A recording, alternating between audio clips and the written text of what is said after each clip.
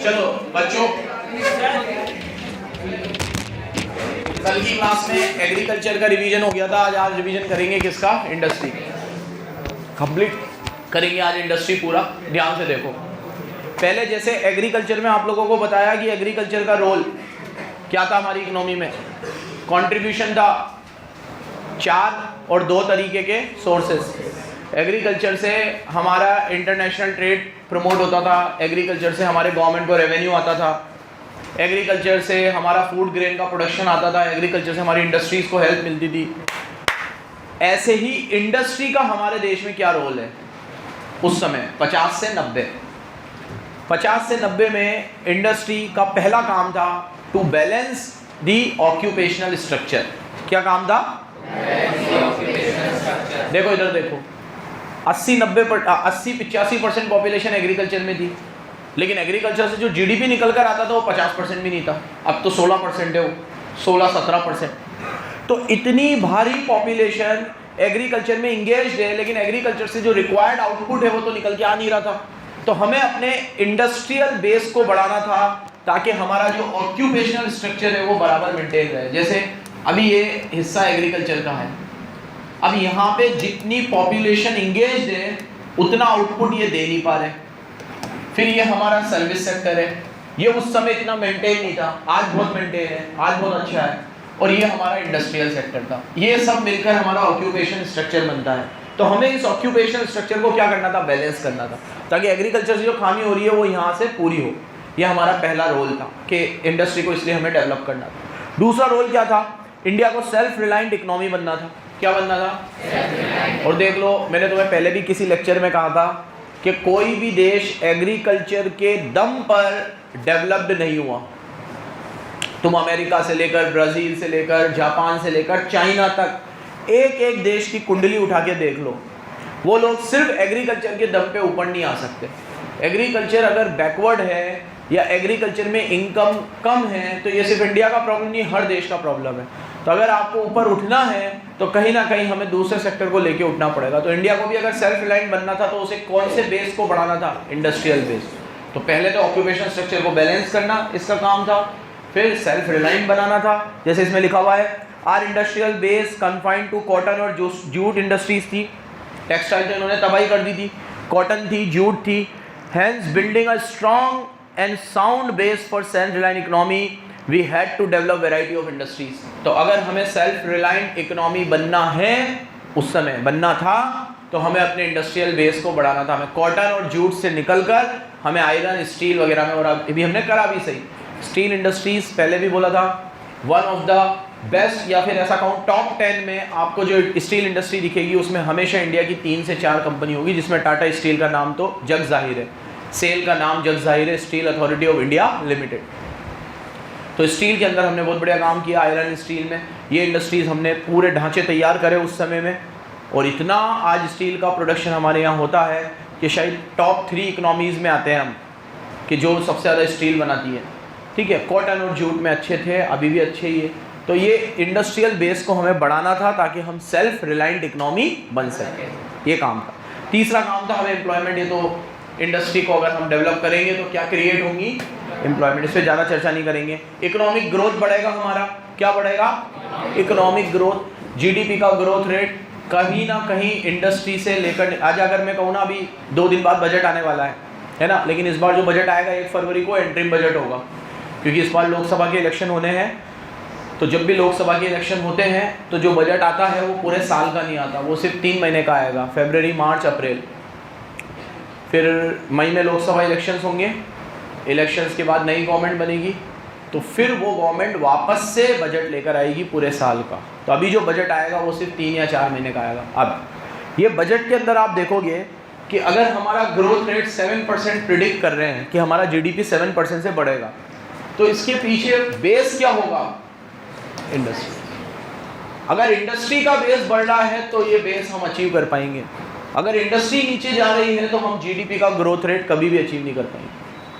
ठीक है, अब हमारा सर्विस सेक्टर बहुत अच्छा है, अभी मैंने कहा ये कितना भी आगे बढ़ जाए, लेकिन सर्विस सेक्टर जुड़ा हुआ किससे है? इंडस्ट्री से। इंडस्ट्री बनेगी तो सर्विस सेक्टर अपने। इनफैक्ट एग्रीकल्चर में भी पेस्टिसाइड, फर्टिलाइजर, सारा रॉ मटेरियल कहाँ से मिलेगा आपको? इंडस्ट्री से। तो इंडस्ट्री एक तरीके से क्या होता है, हर सेक्टर का बेस होता है, इसीलिए इकोनॉमिक ग्रोथ भी किससे निर्भर करती है, इंडस्ट्री से। अगला दे रखा है आप लोगों को फैसिलिटेट, ये वही वाली बात, फैसिलिटेट एग्रीकल्चर और सर्विस सेक्टर। आपका सर्विस सेक्टर, एग्रीकल्चर, सबको फैसिलिटेट कौन करता है? तो 5 रोल है इसके, इधर देखो। एक तो ऑक्यूपेशनल स्ट्रक्चर को बैलेंस करना, ताकि एग्रीकल्चर से जो खामियां हैं वो इंडस्ट्री दूर कर दे। दूसरा, इंडिया को क्या बनाना, सेल्फ रिलायंट इकोनॉमी बनाना। तीसरा, एम्प्लॉयमेंट अपॉर्चुनिटीज क्रिएट करना। चौथा, इकोनॉमिक ग्रोथ को बढ़ाना। और पांचवा, to facilitate agriculture and service sector. Service sector और एग्रीकल्चर सेक्टर को क्या करना, फैसिलिटेट करना। अगला topic, role of public sector. जब हम आज़ाद हुए तो हमारे पब्लिक, इंडस्ट्री का रोल तो बता दिया, लेकिन हमारे पब्लिक सेक्टर का क्या रोल था? देखो इधर जल्दी जल्दी 2-4 पॉइंट याद रखना। इधर देखो, 1950 से 1990 तक, जब तक हम एलपीजी लेकर नहीं आए, लिबरलाइजेशन प्राइवेटाइजेशन लेकर नहीं आए, उसके पहले पहले इंडस्ट्री का मतलब पब्लिक सेक्टर, पब्लिक सेक्टर मतलब इंडस्ट्री। प्राइवेट सेक्टर की एंट्री रेस्ट्रिक्टेड थी, ज़्यादा रोल नहीं था, ज़्यादा काम नहीं था प्राइवेट सेक्टर के पास। मैं बोलूँगा ना ये बहुत बड़ी पब्लिक, बहुत बड़ी इंडस्ट्री है, तो सरकार समझ ही जाते थे, अच्छा सरकार की होगी। मैं जहाँ बोलूँगा ये बहुत बड़ा प्लांट खुला है, सरकार का होगा। उस समय कोई सोच ही नहीं सकता था कि प्राइवेट सेक्टर इतना आगे आएगा, स्पेशली 50 से 70s तक। 70s के बाद और चेंज हुआ, 90s तक आते आते, और 90 के बाद तो परसेप्शन बिल्कुल चेंज। अब मैं बोलूँ उल्टा हो गया है, मैं कहूँ यहाँ बहुत बड़ा स्कूल है कोटा में, तो तुम सोच भी सकते हो सरकार का होगा, ये बोलोगे कोई प्राइवेट सेक्टर ही होगा। बहुत बड़ा इंडस्ट्रियल प्लांट खुला है, अभी प्राइवेट सेक्टर का होगा, क्योंकि सरकार तो अब धीरे धीरे और जो बनी बनाई चीज़ें उन्हें भी बेच रही है। क्या कर रही है? प्राइवेटाइज कर रही है। अब तो कुछ सेक्टर ऐसे हैं जो सरकार के अपने हैं, बाकी तो सब वो क्या करती जा रही है, प्राइवेटाइज। लेकिन उस समय अलग ही परसेप्शन था, तो इसीलिए टॉपिक डाला गया है कि 1950 से 1990 तक पब्लिक सेक्टर का क्या रोल था। ये एग्जाम में आएगा। अब 4-5 पॉइंट जल्दी जल्दी याद रखना, इसमें क्या बहुत भर भर के लिखा हुआ है। यहाँ देखो, पहला, उस समय पब्लिक सेक्टर बहुत आगे था। क्योंकि पब्लिक सेक्टर इसलिए आगे था क्योंकि इंडस्ट्री स्टार्ट करने के लिए ह्यूज इन्वेस्टमेंट चाहिए था, और उस समय प्राइवेट सेक्टर के पास इतना इन्वेस्टमेंट नहीं था। दूसरा, पब्लिक सेक्टर इसलिए आगे था क्योंकि प्राइवेट सेक्टर पे हमने रेस्ट्रिक्शंस लगा रखी थी। क्या कर रखी थी? तीसरा, प्राइवेट सेक्टर पब्लिक सेक्टर को सिर्फ कॉम्प्लीमेंट्री प्रोडक्ट्स देता था। जैसे कि आज अगर मान लो मैं पब्लिक सेक्टर हूँ, मैं कार बना रहा हूँ, एग्जाम्पल दे रहा हूँ, कार बना रहा हूँ, तो प्राइवेट सेक्टर का काम था उसके पहिए बना के मुझे दे देगा, व्हील दे देगा, टायर दे देगा, बस स्टीयरिंग दे देगा, ऊपर से। एंसिलरी इंडस्ट्री का काम करता था private sector. Ancillary industry, main component कुछ भी नहीं बनाना था। मेन कंपोनेंट कौन बनाता था? Public sector. ठीक है, और पब्लिक सेक्टर के ऊपर सरकार का कंट्रोल भी बहुत ज़्यादा था, ऑटोनॉमी बिल्कुल भी नहीं थी, फ्रीडम बिल्कुल भी नहीं था, फ्री हैंड्स नहीं थे। ये कुछ फीचर्स थे किसके? पब्लिक सेक्टर के। किस समय की बात कर रहा हूँ? 50s से 90s। देखो, at the time of independence public sector played an important role. हमारे इंडस्ट्रियल सेक्टर में पब्लिक सेक्टर का इंपॉर्टेंट रोल था।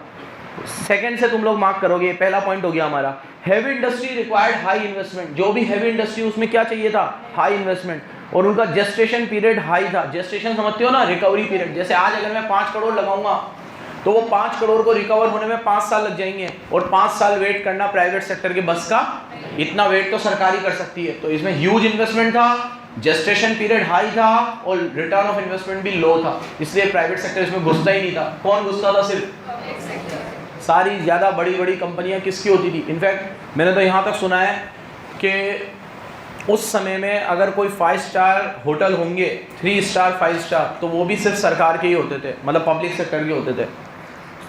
प्राइवेट सेक्टर का इन्वेस्टमेंट इतना कम था कि होटल आज दिखते कोई होटल, आज कोई बहुत बड़े होटल में तुम गए हो, ये सरकार का है, स्टेट गवर्नमेंट मेंटेन करती है उसको, सेंट्रल तो छोड़ो, स्टेट गवर्नमेंट मेंटेन करती है। मैं तो नहीं गया, तुम जितने भी बड़े से बड़े होटल, बड़े से बड़े जगह पे हम लोग जाते हैं, सब प्राइवेट ही होता है। लेकिन उस समय पे तो इन जगहों पर भी कौन थी? गवर्नमेंट थी, क्योंकि इन्वेस्टमेंट बहुत ज़्यादा था, प्राइवेट सेक्टर के पास उतना पैसा नहीं था।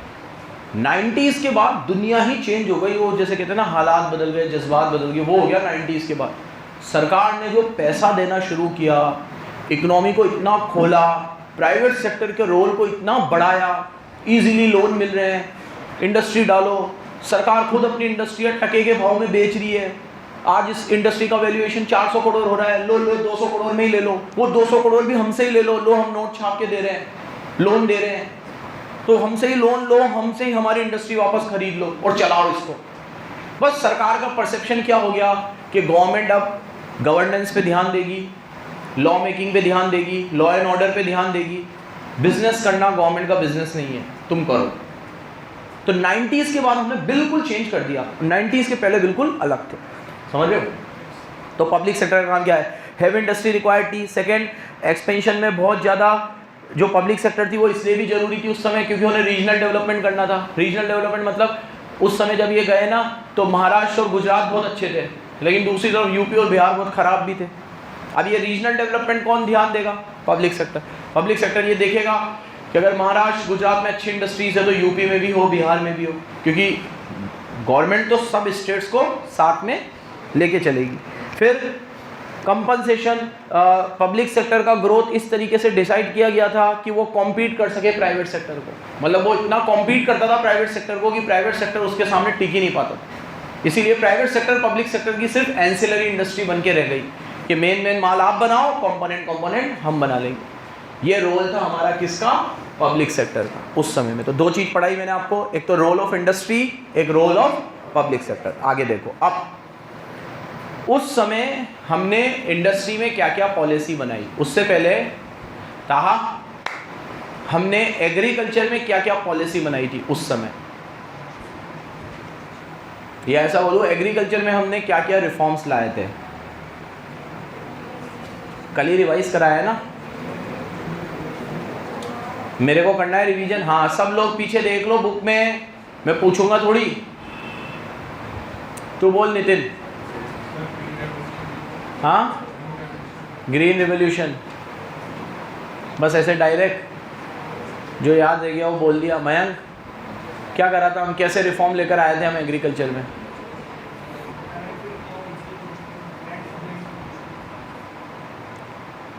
हाँ बताओ अभिषेक।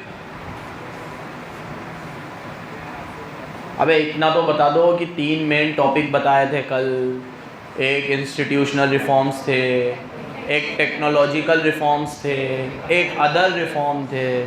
थक गया हूँ मैं, रिवीजन करा करा के भी थक गया हूँ। कल की बात तो आज याद रख लिया करो, एक दिन क्या करते हो पूरे दिन में तो समझ ही नहीं आता बिल्कुल। हाँ गुरुशी, क्या बताया था मैंने इंस्टीट्यूशनल रिफॉर्म्स में, क्या बताया था बेटा आरवी? पॉज करते हैं।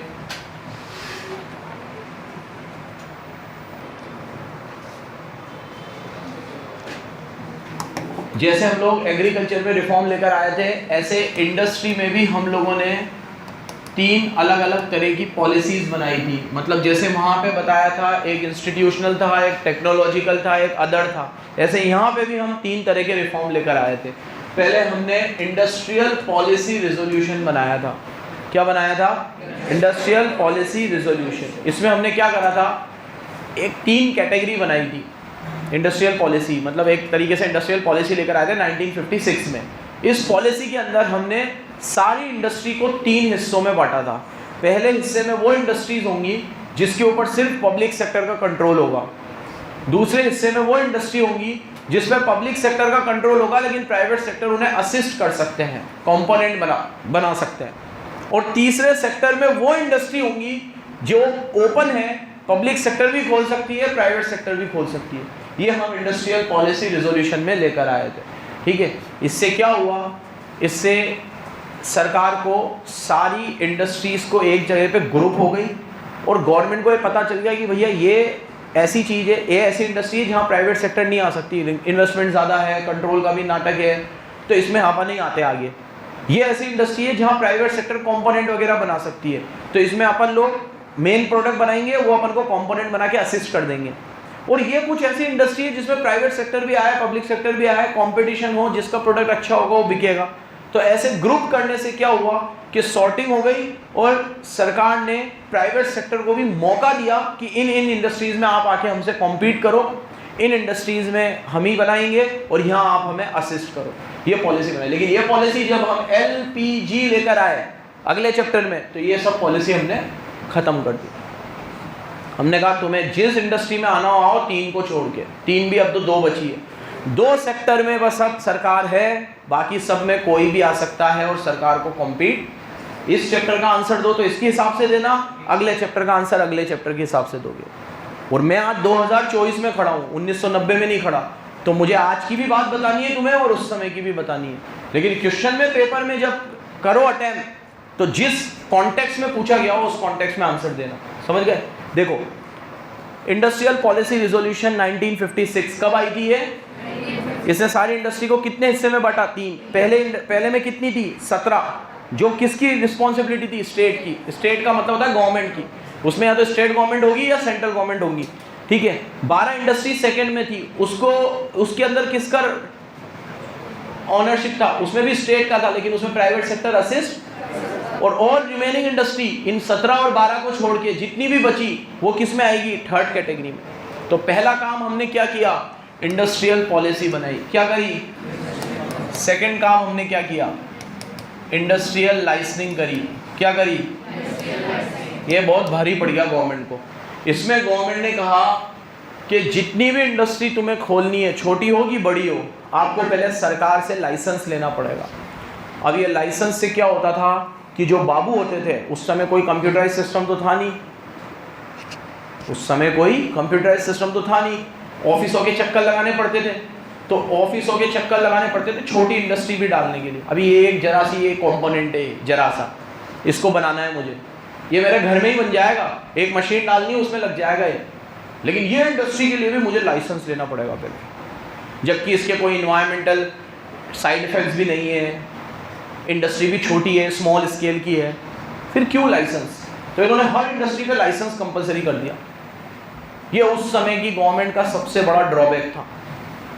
अब जब ये हटाया, जब हम एलपीजी लेकर आए, तो ये भी हटाया हमने, हर इंडस्ट्री के लिए लाइसेंस की ज़रूरत, क्योंकि इससे हमारी इकोनॉमी में क्या बढ़ा? करप्शन बहुत बढ़ा। क्योंकि लाइसेंस लेने के लिए हम लोगों को बहुत चक्कर लगाने पड़ते थे बाबुओं के, वो बाबू हमसे अच्छा खासा कमीशन लेने थे, और वो नीचे से लेकर कमीशन ऊपर मंत्री संतरी तक जाता था, सबका कट था उसमें। छोटे छोटे काम के लिए भी हमें फाइल वर्क बहुत बढ़ गया, रेड टेपिस बढ़ गया, करप्शन बढ़ गया, ब्यूरोक्रेसी बढ़ गई, तो ये बहुत बेकार काम हुआ। फिर गवर्नमेंट ने हटाया इसको। तो देखो, the overall direction of industrial licence to maintain the state control, no new industry could be established without obtaining a licence. बिना लाइसेंस के कोई इंडस्ट्री खोल नहीं सकते थे। इसमें हम लोगों ने बैकवर्ड रीजन को प्रमोट किया कि अगर आप बैकवर्ड रीजन में इंडस्ट्री खोलते हो तो लाइसेंस की रिक्वायरमेंट थोड़ी कम कर दी और पैसे भी थोड़े कम कर दिए, बट स्टिल लाइसेंस तो रिक्वायर्ड ही था। हाँ, लेकिन बैकवर्ड रिक्वायरमेंट में जैसे अगर यहाँ 4 कागज लग रहे हैं तो यहाँ 2 ही कागज लगेंगे, यहाँ 100 रुपये लग रहे हैं तो यहाँ 20 रुपये ही लगेंगे, लेकिन फिर भी लाइसेंस तो रिक्वायर्ड था। आगे तीसरा काम जो हमने किया उस समय इंडस्ट्री को प्रमोट करने के लिए, इंडस्ट्रियल कंसेशन। क्या करें? इसमें हम लोगों ने क्या करा कि अलग अलग टैक्स बेनिफिट दिए, इलेक्ट्रिसिटी सस्ती दी कि अगर आप गांव में इंडस्ट्री डालोगे तो आपको इलेक्ट्रिसिटी सस्ती मिलेगी, आप गांव में इंडस्ट्री डालोगे तो आपको दूसरे तरह की सब्सिडी मिलेगी, आप गांव में इंडस्ट्री डालोगे तो आपको टैक्स हॉलीडे मिलेगा, आप इतने साल तक टैक्स मत देना, टैक्स हॉलीडे, 1 साल नहीं, 5 साल, 10 साल, 15 साल, 20 साल तक टैक्स ही मत देना, ताकि आप गांव में इंडस्ट्री डालो। तो ये सारे बेनिफिट आपको दिए गए तीसरे में। तो जैसे एग्रीकल्चर में हम लोग 3 काम करे थे हमने, इंस्टीट्यूशनल, टेक्नोलॉजिकल और अदर, यहाँ भी हमने 3 काम किए। एक तो इंडस्ट्रियल पॉलिसी बनाई, इंडस्ट्रियल लाइसेंसिंग कंपलसरी करी, और इंडस्ट्रियल बेनिफिट्स एंड कंसेशंस, आ गया। स्मॉल स्केल इंडस्ट्री की बात कर लेते हैं। क्या होती है small scale industry? Small scale industry क्या होती है? कुछ फीचर लिखने को आया एग्जाम में, तो यहाँ देखो, स्मॉल स्केल इंडस्ट्री जिसके अंदर प्लांट एंड मशीनरी का रिक्वायरमेंट उस वाली डेफिनेशन के हिसाब से 5 लाख से ज़्यादा नहीं होगा। कितने से? आज ये डेफिनेशन अमेंड हो चुकी है, लेकिन अभी मैं ये चैप्टर 90s के हिसाब से पढ़ा रहा हूँ। उस समय स्मॉल स्केल इंडस्ट्री में कौन आता था? जिसकी प्लांट एंड मशीनरी में टोटल इन्वेस्टमेंट कितनी होनी चाहिए? 5 lakh, maximum 5 lakh, maximum, minimum नहीं, मैक्सिमम कितनी? मतलब अगर मेरा प्लांट एंड मशीनरी 5 लाख से ज़्यादा, जैसे कोचिंग में अगर तुम मेरी प्लांट एंड मशीनरी गिनोगे तो 5 लाख से ज़्यादा है, तो मतलब मैं स्मॉल स्केल नहीं हूँ उस समय के हिसाब से। आज ये डेफिनेशन चेंज कर दी गई है। आज 5 लाख को कितना कर दिया गया है? 25 लाख, 5 करोड़ कर दिया गया है। अभी बीच में 1 करोड़ किया, बढ़ाकर इसको कितना कर दिया, मतलब अभी मेरी कोचिंग में जितना भी इन्वेस्टमेंट है वो 10 लाख का है, 5 करोड़ से कम है, तो मैं किस में आऊंगा, स्मॉल स्केल इंडस्ट्री। किस में आऊंगा, खैर चलो, स्मॉल स्केल इंडस्ट्री के कुछ फीचर सुनो। पहला, इसमें कैपिटल लेस होती है। दूसरा, इसमें लेबर ज़्यादा होती है। कैपिटल कम होती है और लेबर इंटेंसिव टेक्निक ज़्यादा, मतलब ज़्यादा काम कौन करते हैं, लेबर, वर्कर्स ज़्यादा काम करते हैं। ये ज़्यादा एम्प्लॉयमेंट अपॉर्चुनिटी क्रिएट करती है, क्योंकि ज़्यादा काम किससे करवाती है, लेबर से, तो ये ज़्यादा एम्प्लॉयमेंट अपॉर्चुनिटी क्रिएट करती है। तो ये स्मॉल स्केल इंडस्ट्री के कुछ फीचर्स है। इससे इक्वल डिस्ट्रीब्यूशन होता है इनकम और वेल्थ का। किसका, देखो इधर, अगर मैंने स्मॉल स्केल इंडस्ट्री खोली ना, मेरे यहाँ 5 वर्कर है, तो उन 5, जैसे मैंने एक ढाबा डाला, 5 लेबर है, तो तुमने देखा होगा छोटे छोटे रेस्टोरेंट होते हैं, ढाबे होते हैं, छोटे छोटे स्टॉल होते हैं, इनमें जो 5 लेबर काम कर रहे हैं ना, वो भी उतना ही कर रहा होता है, उसमें और उनमें कोई बहुत ज़्यादा फर्क नहीं है, ठीक है। हाँ, बस वो थोड़ा कमांड देगा उनको, लेकिन वो भी उतना ही काम करेगा। तो उनकी और इनका, अगर वो 20,000 रुपये महीना कमा रहे तो इसका 25-30 होगा, ज़्यादा फर्क नहीं होगा। लेकिन इंडस्ट्री में फर्क कितना पड़ जाता है, लार्ज स्केल इंडस्ट्री में, कि जो अंबानी कमा रहा होगा, जो उसके बच्चे, जो मैनेजिंग डायरेक्टर और ये लोग कमा रहे होंगे, क्या वो नीचे काम करने वाला सुपीरियर सबऑर्डिनेट, ज़मीन और आसमान का फर्क होगा। तो स्मॉल स्केल इंडस्ट्री में इनकम और वेल्थ का डिस्ट्रीब्यूशन ऑलमोस्ट इक्वल होता है, क्योंकि मालिक भी उतना ही काम करता है जितना उसका वर्कर करता है, और मालिक की इनकम में और वर्कर की इनकम में बहुत ज़्यादा फर्क नहीं होता। तो अगर कोई आपसे पूछे स्मॉल स्केल के कुछ फीचर्स बताओ, तो पहला, कैपिटल लेस, दूसरा, लेबर मोर, तीसरा, क्रिएट मोर एम्प्लॉयमेंट अपॉर्चुनिटी, चौथा, equal distribution of income and wealth, ठीक है। अब इसके 3 मेन कैरेक्टरिस्टिक्स जो हमारी इकोनॉमी के लिए ज़रूरी है, ये एग्ज़ाम में आया था पिछले साल, कि स्मॉल स्केल, ये सेम ऐसा ही क्वेश्चन आया था, मैंने टॉपिक बना के डाला है कि 3 typical characteristics of SSI highlighting the role and important in Indian economy, कि इंडियन इकोनॉमी में 3 इंपॉर्टेंट कैरेक्टरिस्टिक बताओ एसएसआई के। तो ये 3 इंपॉर्टेंट कैरेक्टरिस्टिक है। पहला, ये एम्प्लॉयमेंट फ्रेंडली होते हैं, दूसरा, ये इक्वालिटी ओरिएंटेड होते हैं, और तीसरा, ये इक्विटी ओरिएंटेड होते हैं। देखो 3 चीज़ों को बोल्ड कर रखा है, तो 3 ई याद रखने हैं तुम्हें इसमें। पहला, ये एम्प्लॉयमेंट फ्रेंडली होते हैं, ये इक्वालिटी ओरिएंटेड होते हैं, और ये इक्विटी ओरिएंटेड होते हैं। ये 3 मेन कैरेक्टरिस्टिक है एसएसआई के, जो हमारे देश की ग्रोथ के लिए बहुत ज़रूरी है। जैसे मैं आपको बोल रहा हूँ ना कि हमारी इकोनॉमिक ग्रोथ के लिए इंडस्ट्री को ग्रो करना ज़रूरी है, तो उन इंडस्ट्री में ज़्यादा जो हिस्सा होता है वो स्मॉल स्केल इंडस्ट्री का होता है। अब हम लोग ज़्यादातर लोन देते हैं लार्ज स्केल इंडस्ट्री को, जो बड़े बड़े कॉर्पोरेट हाउसेज हैं उनको, तो वही ग्रो करते जाते हैं। अगर उतना ही मजबूती से इनके लिए काम किया जाए, या 70-75 सालों में इनको मजबूत किया जाता, तो चाइना से हम आगे होते। चाइना ने यही काम किया, उसने बड़ी इंडस्ट्री से ज़्यादा किस पे ध्यान दिया, छोटी इंडस्ट्री। तो पता है देश की ग्रोथ में छोटी इंडस्ट्री का, अगर हम लोग छोटी इंडस्ट्री को ग्रो करेंगे ना, वो अपने आप एम्प्लॉयमेंट जनरेट करेंगे, वो एम्प्लॉयमेंट जनरेट करेंगे, सबको काम मिलेगा, तो सरकारी नौकरियों का बर्डन हमारे ऊपर से भी कम होगा। आज हमारे यहाँ इतने ये कॉम्पिटिटिव एग्जाम, वो कॉम्पिटिटिव एग्जाम, एक कॉम्पिटिटिव एग्जाम में लाखों करोड़ों बच्चे बैठ रहे हैं, सीट इतनी कम है, क्योंकि सबको सरकारी नौकरी करनी है, एम्प्लॉयमेंट अपॉर्चुनिटी है नहीं। अगर हम लोग प्राइवेट सेक्टर को जल्दी डेवलप करते और स्मॉल स्केल इंडस्ट्री के ऊपर फास्ट काम करते, तो अपने आप एम्प्लॉयमेंट अपॉर्चुनिटी खुलती, तो यहाँ जो इतना भीड़ आ रहा है ना, वो भीड़ भी थोड़ी कम होती, सरकार के लिए फ़ायदा होता। फिर जितना भी एम्प्लॉयमेंट सरकार क्रिएट करती, इनफ लगता। अभी सरकार जितना भी एम्प्लॉयमेंट क्रिएट करे वो कम ही लगता है, क्योंकि भीड़ ही इतनी है। क्योंकि वो तो बस ये मान के चले कि जो काम करना है वो सरकारी नौकरी में ही होगा, खुद से कुछ करना ही नहीं है। जबकि वो 20, 25, 30 हज़ार की सरकारी नौकरियां जो होती है, उससे ज़्यादा वो कमा सकते हैं एक छोटा सा ठेला डाल के, लेकिन वो माइंडसेट ही नहीं है। तो हमारे यहाँ स्मॉल स्केल इंडस्ट्री का ढांचा उतना मजबूत नहीं है जितना होना चाहिए, और जबकि हमारी 90% वर्कफोर्स इनफॉर्मल है। बताया था मैंने आपको कि हमारी मैक्सिमम वर्कफोर्स कैसी है, इनफॉर्मल सेक्टर में काम करती है। हमारा फॉर्मल सेक्टर कितना है, सिर्फ 10%, और हमारा इनफॉर्मल सेक्टर कितना है, 90%। देखो, पहला, ये लेबर इंटेंसिव टेक्निक यूज करते हैं, इसलिए ये एम्प्लॉयमेंट फ्रेंडली है। क्यों है एम्प्लॉयमेंट फ्रेंडली? क्योंकि ये क्या यूज करते हैं, लेबर इंटेंसिव टेक्निक यूज करते हैं। क्या यूज करते हैं? तो अगर इसका ऑब्जेक्टिव बने कि किस फीचर की वजह से इसे एम्प्लॉयमेंट फ्रेंडली कहा जाता है, तो आप क्या लिखोगे? लेबर इंटेंसिव टेक्निक यूज करते हैं। क्या यूज करते हैं? देखो पढ़ देता हूँ एक बार। Small scale industries generally considered to be labor intensive while large scale industries capital intensive.